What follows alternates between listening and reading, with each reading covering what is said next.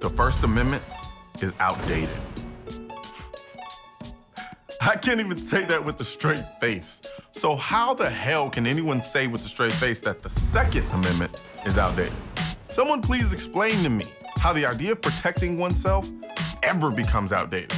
Sure, we've progressed as a society and are a lot safer from the threats of wild animals and can simply drive our billion miles to the gallon Prius to the nearest Whole Foods and get food to eat without having to stalk game in the wilderness. But nowhere between the time of the Founding Fathers and the time of having Starbucks on every corner has the idea of self-preservation become outdated.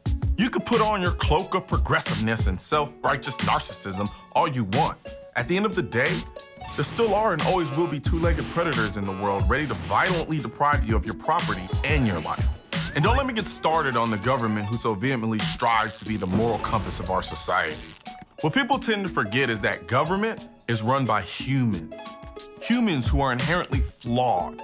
Government isn't some autonomous supernatural being immune from the temptation of power. The Second Amendment was put in place to protect the people from the perfect government run by flawed people. Look, I get it. The Second Amendment was written 200 years ago by guys who wore wigs and in many ways wore tights as pants. But those same two-legged predators and that perfectly flawed government still existed then as it does now. Let's say we do away with the Second Amendment or attempt to update it. What are you gonna add? You're gonna add universal background checks? You're gonna enumerate which guns will be legal? Add limitations to the ammunition? Now we have our Second Amendment 2.0 and you're feeling all good on the inside, patting yourself on the shoulder as you get robbed by a guy with an AR-15 with 100-round drum that he bought on the streets. Come on, people.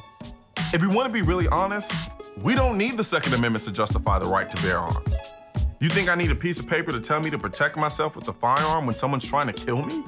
No matter whether that someone is a punk on the street or, yes, I'll say it, a tyrannical government. No matter how technologically advanced we become, or whatever new airy-fairy ideology we decide to embrace for the moment, one thing always remains the same: self-preservation. Life is all we have. When it's gone, it's gone. The only thing we can do is live as much of it as best we can. And when someone or something threatens that, all that airy-fairy stuff goes out the window, and you do what you can to protect that life.